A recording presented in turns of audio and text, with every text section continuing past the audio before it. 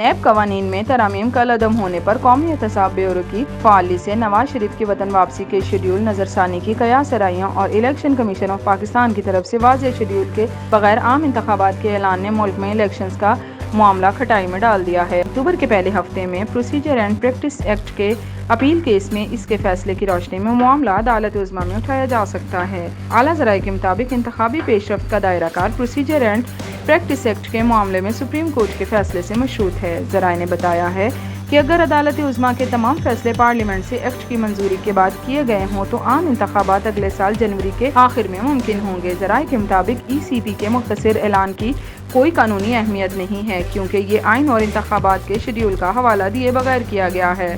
اس ماحول میں شہباز شریف اور مریم نواز پہلے ہی لندن پہنچ چکے ہیں، جہاں میاں نواز شریف کے ساتھ طویل مشاورت ہوگی جس میں ان کی وطن واپسی کے حوالے سے لائحہ عمل طے کیا جائے گا۔ سوشل میڈیا پر غیر مصدقہ ذرائع سے خبریں گردش کر رہی ہیں کہ نواز شریف ایک بار پھر وطن واپسی کا فیصلہ مؤخر کرنے والے ہیں اور اس کی واحد وجہ سابق army chief general Qamar Bajwa اور جنرل فیض حمید کے احتساب پر نواز شریف کے اصرار کو قرار دیا جا رہا ہے۔ دوسری طرف ایم کیو ایم نے آئندہ انتخابات میں پاکستان مسلم لیگ نون سے اتحاد کی خواہش کا اظہار کر دیا ہے۔ ذرائع نے بتایا ہے کہ ایم کیو ایم کا آئندہ انتخابات سے متعلق مختلف جماعتوں سے اتحاد کی ٹھان لی۔ ایم کیو ایم کا پنجاب میں نون لیگ کے ساتھ اتحاد نہ کرنے کی خواہاں ہے۔ ذرائع ایم کیو ایم نے کہا ہے کہ اراکین اتحاد کے لیے تیار ہیں، حتمی فیصلہ نون لیگ کرے گی۔